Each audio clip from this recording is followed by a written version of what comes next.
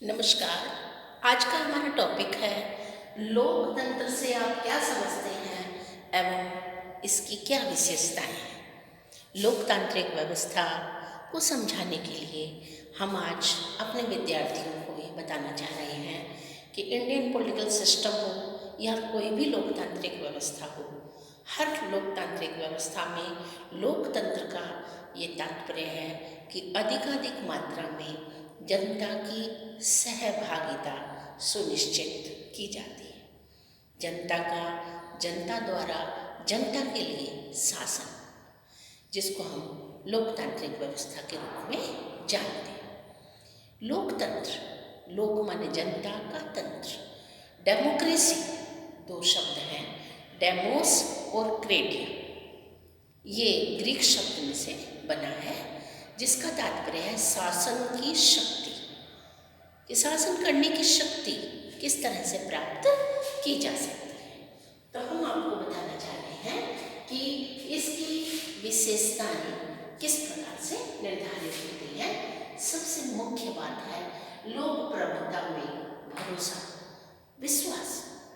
लोक प्रभुता में भरोसा जनता का, जनता के द्वारा जनता के लिए जो शासन हम बोल रहे हैं, जनप्रतिनिधियों के माध्यम से जनता के हितों की पूर्ति करने के लिए रिप्रेजेंटेटिव शासन व्यवस्था, जिसको हम शासन सत्ता का नाम देते हैं, जनमत की शक्ति को हासिल करने के बाद भरोसा है जनता का जिस कैंडिडेट पर, जिस प्रतिनिधि पर, उसे वह सेलेक्ट करती है और शासन सत्ता का दायित्व सौंप देती है। लोकप्रिय और नियतकालिक चुनाव, यानी इसमें एक टाइम पीरियड होता है, जैसे 5 साल का समय। लोकसभा चुनाव, विधानसभा चुनाव, स्थानीय निकायों का चुनाव, पंचायती राज का चुनाव, चुनाव कोई भी हो, जन सहभागिता, जनता की अधिक से अधिक सहभागिता हो और वह अपने दायित्वों की पूर्ति और निर्वहन करे। इसके लिए नियतकालिक चुनावों का प्रावधान होता है, जिसकी अवधि 5 वर्ष है। इंडियन पॉलिटिकल सिस्टम के अकॉर्डिंग हम ये समझा रहे हैं लोकप्रिय और नियतकालिक चुनाव। निश्चित समय अवधि में अपने अपने संविधानों के अकॉर्डिंग जहाँ जैसी व्यवस्थाएं हैं, टाइम पीरियड है, उसके अकॉर्डिंग चुनाव करवाया जाता है।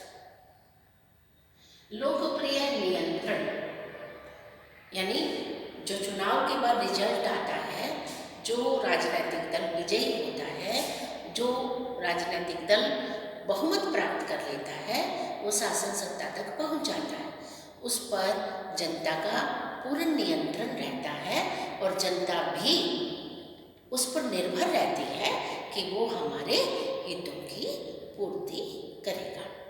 और इसके बाद लोकप्रिय उत्तरदायित्व, यानी रिस्पॉन्सिबिलिटी निर्धारित हो जाती है।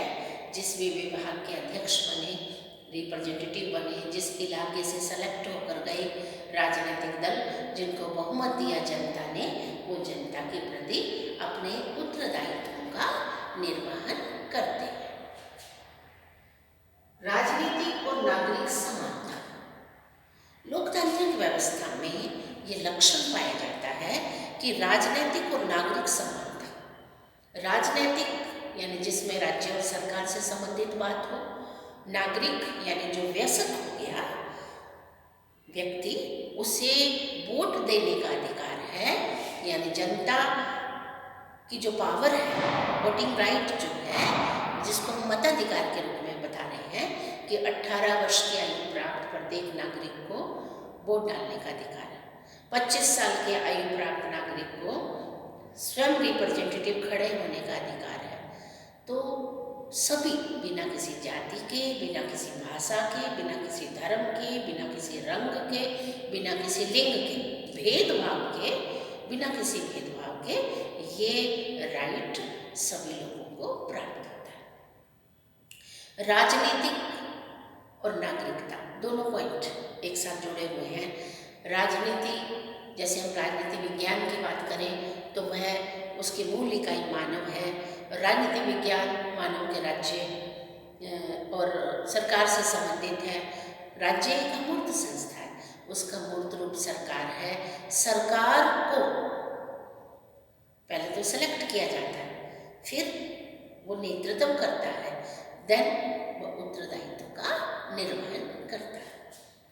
फिर पॉइंट आता है राजनीतिक और सामाजिक स्वतंत्रता।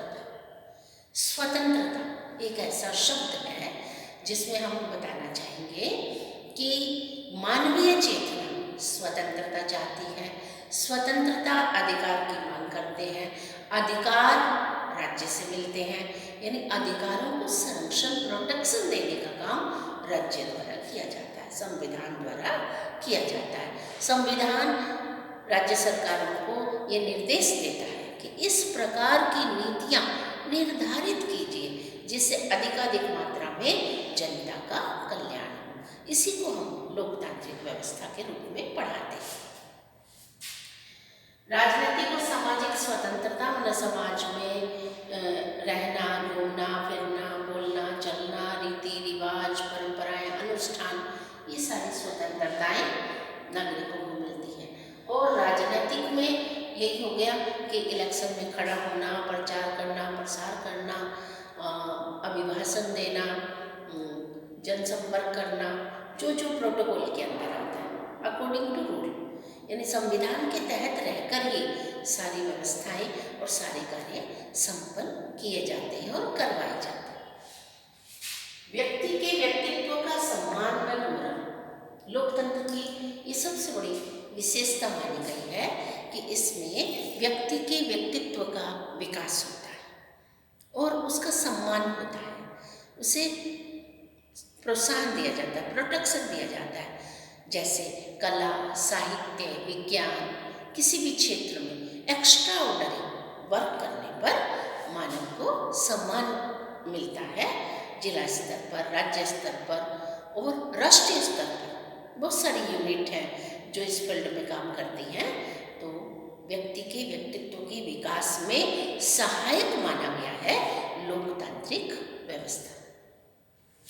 फिर आती है बात मानवीय विवेक में भरोसा। मानवीय विवेक यानी व्यक्ति अपना भाग्य का स्वयं निर्माता है, व्यक्ति में विवेकशीलता है, व्यक्ति में आत्मविश्वास है, व्यक्ति में आत्मसम्मान की भावना है, स्वावलंबन की भावना हो, निर्णायक की भूमिका हो। जैसे संवैधानिक तरीके से गुप्त मतदान करना है, मान लीजिए लोकतांत्रिक व्यवस्था में सरकार का निर्माण करना है, तो व्यक्ति अपने विवेक का प्रयोग करे, वो किसे चाहता है, वो निर्णय स्वयं करे, वो किसे मत देगा, वह किससे कन्विंस हो रहा है। कन्विंसिंग सभी राजनीतिक दल करते हैं, लेकिन व्यक्ति निर्णायक के रूप में एक राजनीतिक दल का चयन करता है, एक रिप्रेजेंटेटिव का चयन करता है। वहाँ वह अपनी बुद्धि का इस्तेमाल कर सकता है, क्योंकि वह जानता है कि कौन सा कार्य करने से समाज में, परिवार में या लाभ मिलेगा या नहीं मिलेगा, ये अपनी बुद्धि से वो सोच सकता है।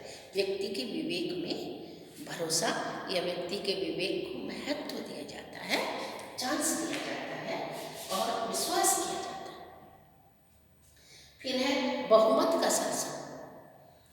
बहुमत का शासन यानी जो वोटिंग प्रक्रिया है, चुनावी प्रक्रिया है, उसमें एक सदस्यीय निर्वाचन क्षेत्र में वह व्यक्ति विजयी घोषित किया जाता है जो हाईएस्ट मार्क्स यानी हाईएस्ट संख्या पर है, हाईएस्ट वोटिंग उसको मिल गई, हाईएस्ट मत जिसको मिल गए, यानी बहुमत का शासन है।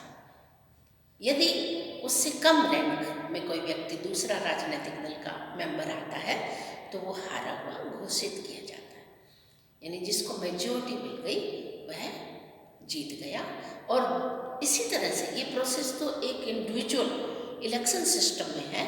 जब सरकार का निर्माण होता है तब टोटल सीटें कितनी हैं, सरकार बनाने के लिए आधे में से एक अधिक सीट चाहिए यानी बहुमत चाहिए, तब कहीं जाकर नेतृत्व का निर्माण और मंत्रिमंडल का गठन हो सकता है, यानी सत्ता में पहुंच सकते हैं। तो बहुमत के शासन पर इसमें बल दिया गया है। और इसके साथ साथ संविधानवाद। संविधान यानी विधि, कानून।